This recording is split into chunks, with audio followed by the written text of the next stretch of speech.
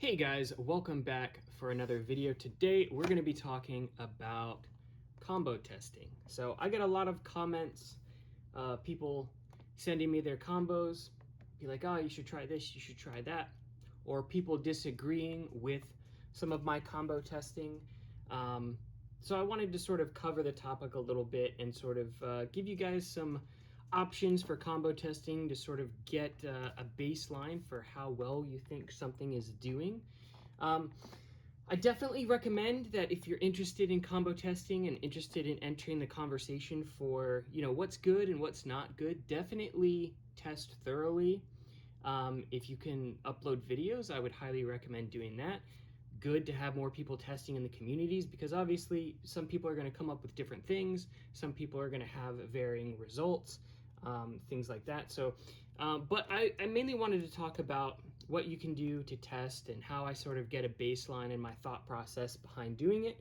That way, hopefully this can help you guys test combos and hopefully improve your combo building in the future. So, the main thing that you guys will probably see me do is when I'm showcasing a combo, I will generally pick combos that are meta or are considered to be fairly good. So a lot of times you'll see me using Wizard Rod on 960 ball. You'll see Phoenix on 960 point or 560 point, Scythe on 360 orb.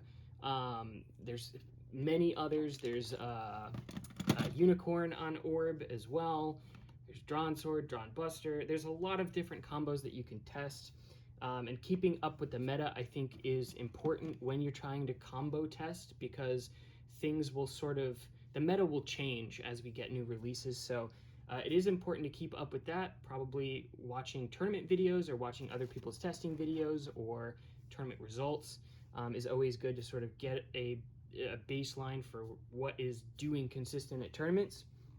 So that's typically what I do. I'll pick a handful of combos and I'll try to build around that. And a lot of times when I'm combo building, the first thing that I'll do is test sort of the stamina of it.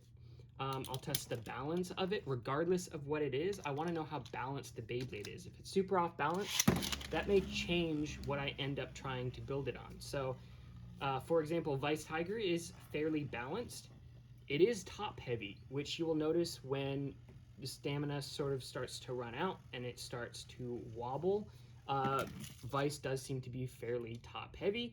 The other thing that I do is sort of look at the contact points and like where they're actually going to make contact. A lot of times I will put things side by side and sort of see where the contact points are going to line up. What's going to be sort of going to have the most impact during battle. The other thing too is like after a few battles, you can sort of see where like the blunt of the impact is going. So that can give you sort of a baseline for, what you could potentially use it for. The main thing is the shape. Shape, balance, and weight, I think, are a major thing. And like I said, where it lines up, if something doesn't line up well against, opposing Beyblades, it's going to have a hard time, at least in terms of attack builds. Stamina builds, obviously you want something that's fairly round. Defense, sort of same thing, fairly round, fairly heavy. Once I actually sit down and start testing, I'll have sort of an idea what I want to do with the blade after I've sort of launched it a couple times, sort of seen what it can do. A lot of times I'll launch it stock, get an idea of, what the intention was. A lot of times the intention doesn't necessarily always work. So like Shinobi is a great example, the Takara Shinobi. Supposed to be defensive, doesn't really functionally work that way. A lot of times people will be like, why are you using this? It's a stamina type, or it's a attack type, or whatever. Why are you putting it on this? I generally disregard Takara Tomy typing. I'm more concerned with how it actually functions in the stadium over what Takara arbitrarily shoves on to the blade or the parts or whatever, because a lot of times things will get used outside of what its original intention was. So keep that in mind when you're, buying Beyblades and looking at the back of the box or the stats or whatever. Take all of that with a grain of salt. So after I've started getting an idea of what I want to do with it, I'll, sort of build a combo. So we've got Vice on 560 Rush, and I'll just start testing it. So there's a couple different options. You can just people will disagree with me. I occasionally get comments like, you can't solo test, it doesn't give you accurate results, this and that. Yes. So solo testing will not give you a true one-to-one representation of what it's like to play against a real person. The same thing applies in a tournament setting. Playing against the same person constantly is going to be different than playing against different people using different combos in an actual tournament setting. Solo play is different than one-on-one play. One-on-one play is different than tournament play. It's very different. If you've never been to a tournament, completely different from playing at home with yourself or with your friends or whatever. Playing with other people and then playing by yourself is two completely different things. It's what comes time to learn. So that is true. However, if something does good in solo testing, that's usually going to translate over. Will the results be 100% the same? Probably not. However, it will give you sort of a baseline. And like I said, I do think that if something does well solo, it tends to do well in 1v1 or tournament play as well. Best example of that is I did a combo video way back when Phoenix came out on Point. I think I was the first person to have a video up for Point, or I was the first person to test the combo on YouTube, I think. Because prior to making that video, I did a live stream where I was testing different combos, and I came to Phoenix on Point, and it ended up being really good for the meta. I'm not attributing that combo to myself. I'm not saying that I am the only one that discovered that combo, so don't take that out of context. A lot of people came to the same combo sort of their own, volition or whatever, but it's a good example of something that I tested that ended up doing really well in the meta. Same thing with Wizard Rod on Hexa. Wizard Rod on Ball seems to be the favored combo, but when you actually look at sort of the stat breakdown for Wizard Rod on Hexa, it still does really, really well. So it just depends on what you want to prioritize. Wizard Rod on Ball is more focused on stamina. I think Wizard Rod on Hexa is more focused on defense for me personally, just because it has higher burst resistance and the interaction with the stadium is a little bit different than Ball. But you can solo test, and I think you can get relatively decent results.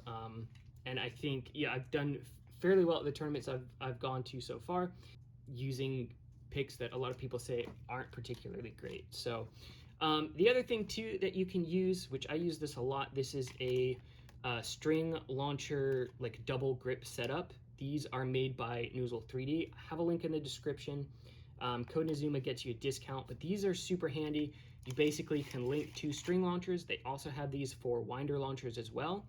I use a 15-degree attachment here, which gives me a bit of an angle.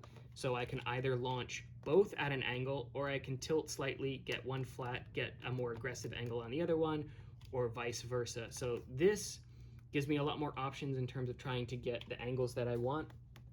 A lot of people say I just flat launch, but I actually do have an angled attachment here. So I'm very constantly sort of changing the angles to get sort of different results or test different angles, different results. So these are super handy. I really like these.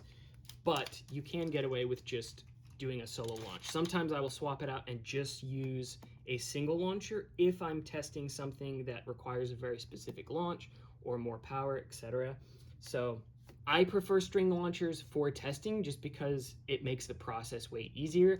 Obviously, I'm not having to constantly reinsert ripcords. It just retracts right in. So it just makes the process a lot faster. With that being said, the next step for me typically is just to start testing. So I've got my Vice Tiger combo, I've got Wizard Rod, and a lot of times before I even start recording, I will test for like an hour, 2 hours, sometimes for a couple days, just to try to dial in on what I think is going to be good, especially when new parts come out. So I'll just sit here and I'll just start launching.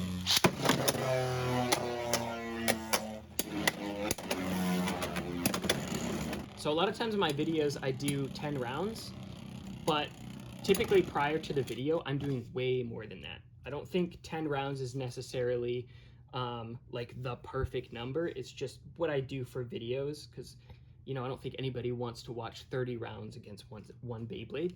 That's typically what I do. So I'll just sit down, I'll start testing, and I'll start tracking wins and losses. That's the biggest thing I think that has helped me in combo testing, because it's very easy to get blindsided and think something is good because it wins a couple battles or it wins a couple explosive battles. I don't think people generally just don't really think about it. You'll be doing battles and you won't really be tracking it, and something will get a crazy KO or whatever, and you'll be like, oh yeah, this is pretty good.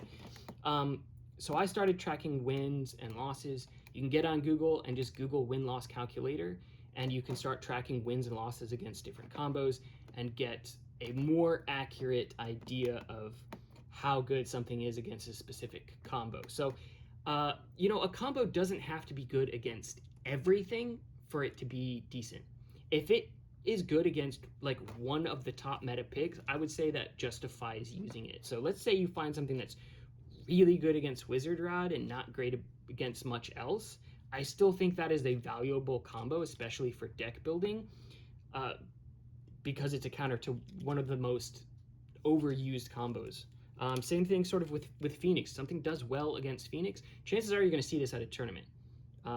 Pretty much 100% of the time, somebody is going to be running this. More often than not, a huge chunk of the people at tournaments are going to be using this. So very important to keep that in mind. It doesn't have to be good against everything. It just has to be good against, a couple things that you would expect to see at a tournament.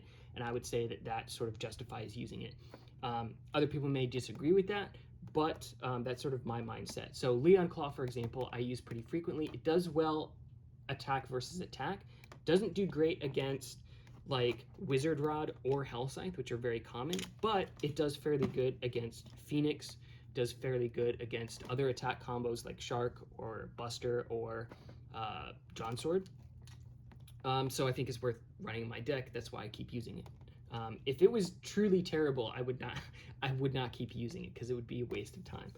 It just wouldn't, it would take forever to get any sort of placement with it, but I've done pretty well at tournaments with it so far. So track the wins and loss percentages. If you want to take it even a step further, you can track the points per win or points per loss. So let's say something has like a 45% win rate. That's not good.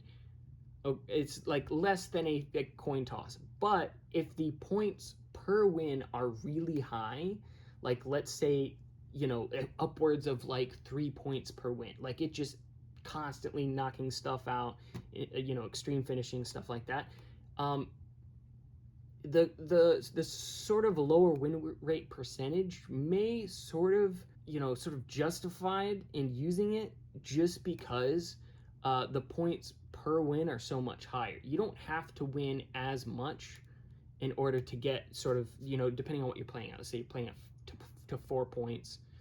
A lot of WBO tournaments play to 7 points, but let's say you just play to 4 points. If your points per win are upwards over 2, getting close to 3 points, and you're playing deck format, it only needs to win 1 match to put you up to 3. So that's something to keep in mind. Other thing too, points per loss is very important. Let's say something has a pretty high win rate, but its point per loss is really high. That's something to consider as well. They're not typically things that I cover in my combo testing videos, because it takes too much time to track all that. And the main thing that I typically look at in my testing videos is the win rate percentage. If you guys are interested in sort of more in-depth, more sort of analytics when it comes to what is meta, I highly recommend you check out Versus NDev. So he is extremely thorough when it comes to tracking sort of the wins and losses, points per win, battles lost, battles won, how many battles he has tracked in sort of these Excel sheets and stuff. Extremely thorough. If you guys want to see sort of what's the best of the best, or maybe some other sort of non-meta picks that he's been able to track, you can sort of see that in here. Obviously, if the stuff doesn't get used, he's not going to have the data to enter this stuff in. So a lot of rogue picks like Leon Claw, for example, isn't in here because a lot of people just don't use it. Doesn't necessarily mean that the statistics for Leon Claw wouldn't necessarily be okay or usable, but just that he doesn't have enough data to track it. But highly recommend checking out this channel. I check it out periodically. It's kind of interesting after sort of testing new releases to come back in here and see if sort of any of your combos are doing well, or if any of your predictions have done well, how much people are using sort of different combos. So obviously in here you've got Wizard Rod on ball, pretty high win rate. You know, it sort of shows the number of battles here on the right. So obviously Wizard Rod on 960 ball has had a ton of battles, whereas Wizard Rod on Hexta has had like 76. So you can sort of see how things are utilized. Obviously, things that have more usage are going to have a more comprehensive, more accurate look at what these win rates and these points per wins and all of this stuff is going to look like. The more it gets used, the more accurate those numbers become. So anyway, highly recommend checking out his channel. Super cool resource, very cool channel. Yeah, couldn't recommend enough. You know, if you have a combo that you feel is really good and it's getting overlooked, you know, sit down, make a video, just start testing.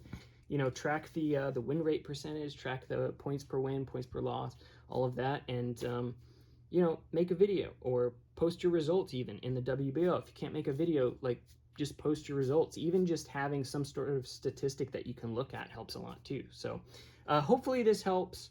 If you guys have any questions, feel free to leave them down in the comments below, and I will see you guys in the next one.